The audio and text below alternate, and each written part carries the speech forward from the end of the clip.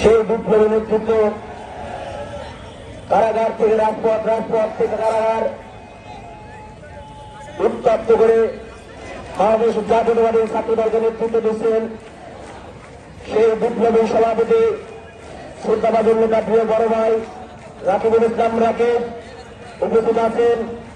আজকের অবস্থান কর্মসূচির সংগ্রামী সঞ্চালক বাংলাদেশ জাতীয়তাবাদী ছাত্রদল কেন্দ্রীয় সংসদের বিপ্লবী সাধারণ সম্পাদক অত্যন্ত দক্ষ মেধাবী ছাত্রনেতা রাজপথের আন্দোলন সংগ্রামের পরীক্ষিত নেতৃত্ব জাতীয়তাবাদী ছাত্রদল কেন্দ্রীয় সংসদের বিপ্লবী সাধারণ সম্পাদক নাসিরউদ্দিন নাসির ভাই উপস্থিত আছেন। বাংলাদেশের জাতীয়তাবাদী ছাত্রদল কেন্দ্রীয় সংসদের নেতৃবৃন্দ উপস্থিত আছেন। ঢাকা বিশ্ববিদ্যালয় সহ সকল বিশ্ববিদ্যালয় এবং কলেজের নেতৃবৃন্দ উপস্থিত আছেন। বাংলাদেশের জাতীয়তাবাদী ছাত্রদল ঢাকা মহানগর পূর্ব, ঢাকা মহানগর পশ্চিম, ঢাকা মহানগর উত্তর এবং আমার প্রাণপ্রিয় সংগঠন বাংলাদেশের জাতীয়তাবাদী ছাত্রদল ঢাকা মহানগর দক্ষিণের সংগ্রামী আহ্বায়ক কাদের সিকদার সহ সকল যুগ্ম আহ্বায়ক এবং সদস্য এবং সবসময় যারা আমাদের আন্দোলন সংগ্রামকে সফল করে থাকেন, আন্দোলন সংগ্রামে নেতৃত্ব দিয়ে থাকেন, আমাদের কাছাকাছি থাকেন, সেই প্রিয় নেতৃবৃন্দ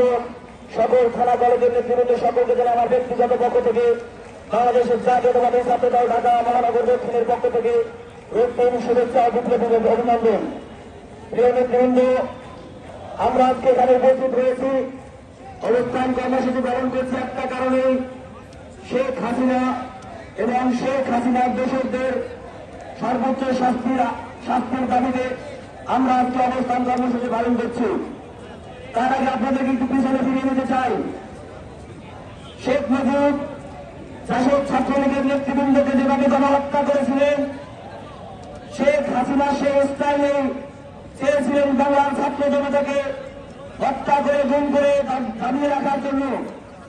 আমি দাবি করছি, স্পষ্ট দাবি করছি, শেখ মুজিবের মরণোত্তর বিচার হওয়া দরকার, তাহলে আমাদের এই কলঙ্ক থেকে আমরা মুক্তি পাব। এবং জুলাই মাসের যে হত্যাকাণ্ড সংঘটিত হয়েছে, আগস্ট মাসে যে হত্যাকাণ্ড সংঘটিত হয়েছে, বাংলাদেশের কোন ছাত্র সমাজ তথা বাংলাদেশের জাতীয়তাবাদী ছাত্রদল এই হত্যার বিচার না করে ঘরে ফিরে যাবে না। আরেকটি কথা বলতে চাই, ইতিমধ্যে আমাদের 2009 সাল থেকে এ পর্যন্ত জাতীয়তাবাদী ছাত্রদলের যেসব নেতৃবৃন্দকে হত্যা করা হয়েছে, যেসব নেতৃবৃন্দকে গুম করা হয়েছে, তার মধ্যে অন্যতম একটি সংগঠন হচ্ছে ঢাকা মহানগর দক্ষিণ ছাত্রদল। ঢাকা মহানগর দক্ষিণ ছাত্রদলের 7 জন সহযোদ্ধাকে গুম করে রেখেছে এখন পর্যন্ত হত্যাকারী সরকার। সেলিম রেজা পিন্টু, খালেদ, সোহেল, চঞ্চল সহ আমাদের সহযোদ্ধাদেরকে গুম করে রেখেছে দীর্ঘদিন। আমরা নিঃশর্তে আমাদের সহযোদ্ধাকে নিঃশর্তে ফেরত চাই। এবং এই হাসিনা সরকার এই আয়নাগর তৈরি করেছিলেন, সেই আয়নাগরে যদি থেকে থাকে, সেই আয়নাগরে অন্যথায় যদি তাদেরকে হত্যা করা হয়, সুস্পষ্ট জায়গা দিতে হবে এখানে তাদেরকে গণকবর দেওয়া হয়েছে কিনা। এবং আমরা দাবি করছি, বাংলাদেশ জাতীয়তাবাদী দলের কাছে দাবি করছি, বাংলাদেশ জাতীয়তাবাদী দল আজ না হয় কাল ক্ষমতায় আসবে। ক্ষমতায় অধিষ্ঠিত হওয়ার সাথে সাথে এই হত্যাযজ্ঞের প্রত্যেকটি খুনের বিচার করে আপনারা বাংলাদেশে গণতন্ত্র প্রতিষ্ঠা করবেন আবার। এবং অন্তর্বর্তীকালীন সরকারের প্রতি দৃষ্টি আকর্ষণ করছে। আপনাদের প্রতি আমাদের শতভাগ বিশ্বাস রয়েছে, আপনাদের প্রতি সাধারণ জনগণের, সাধারণ ছাত্রদের আস্থা রয়েছে।